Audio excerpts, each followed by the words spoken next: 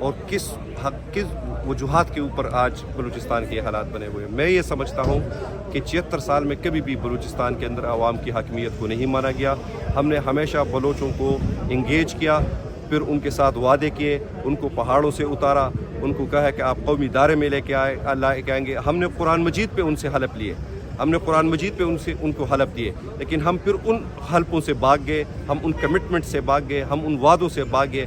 آج عملاً بلوچستان کے اندر حکومت کی کوئی رٹ نہیں ہے۔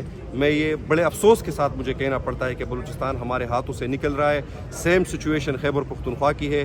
سندھ کے مسئلے کے سندھ میں اب پانی کے جو 1991 واٹر ریکارڈ کا مسئلہ ہے، اسی نے اسی قسم کے جذبات کو جنم دیا ہے۔ کل اپوزیشن کی جتنی سندھ کی پارٹی ہے، آپ اس کی پریس کانفرنس اٹھا کے دیکھیں، جو لہجہ وہ لوگ استعمال کر رہے ہیں وہ بلوچوں کا، پشتونوں کا بالکل مشترکہ ہے۔ اس میں آپ کو ایک ہی وائبز ملنے والے اور وہ بغاوت والی وائبز ہے۔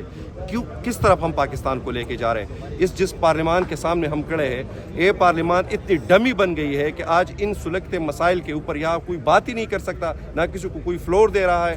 یہ پارلیمان صرف اس لیے بنا ہے کہ ایک جاری حکومت اس لیے بیٹھی گئی ہے کہ جو ہمارے بازو میں ایک عمارت ہے اس کے پر کاٹ کر 26 آئینی ترمیم میں اس کی جو ہے نا خود مختاری ختم کی جائے، یا جو آپ جیسے صحافیوں کا ایک پی کا آرڈیننس کے ترمیم آرڈیننس کے تحت صحافت کا گلا گھونٹ جائے، کیا ان کا یہ کام رہ گیا ہے؟ یا یہ کام ہے کہ اس سلگتے مسائل میں جو ہیڈ آف دا اسٹیٹ ہے، جس کو ہم ایک غیر آئینی صدر مانتے ہیں، اس کو اپنی ڈیوٹیز نبھانی چاہیے اور فوری طور پر ایک آل پارٹیز کانفرنس بلانی چاہیے جس میں عمران خان صاحب کو خصوصی طور پر جیل سے لانے، کیونکہ وہ ایک واحد رہنما ہے اس وقت جو قوم کو اکٹھا کر سکتے ہیں، جو قوم کی وحدت کی علامت ہے۔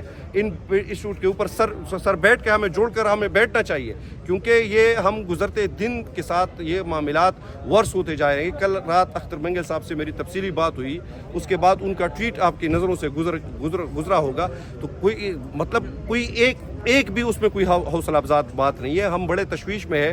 ابھی چغزئی صاحب سے بھی ہماری یہی ڈیلیبریشن ہوئی ہے۔ ہم باقی جو عبدالمالک صاحب کی پارٹی ہے ان سے بھی بات کر رہے ہیں، باقی بھی جتنے بلوچستان کی، کل مولانا صاحب کے حوالے کا مولانا صاحب کو بھی ہم نے ان ساری چیزوں پہ اپڈیٹ کیا ہے۔ تو ہم تو اپنی طرف سے پوری کوشش کر رہے ہیں کہ تحریک انصاف، اپوزیشن، اتحاد، اس میں جو بھی، اور کل خان صاحب نے بھی ہمیں جیل سے سلمان اکرم راجہ کے تھرو یہ پیغام دیا تھا کہ اس مسئلے کو لے کر آپ لوگ ایک متحرک کردار ادا کریں، اور ان کا بھی یہ کہنا تھا کہ ہم نے بلوچوں کو ہمیشہ ریاستی پالیسیوں کے اس سے جو نقصان پہنچایا ہے، ہم نے کبھی جینونلی ان کو کبھی انگیج نہیں کیا، کبھی بھی ان کے مسائل کو اس توجہ کی نظر سے نہیں دیکھا جس کو وہ ڈیزرو کرتے ہیں۔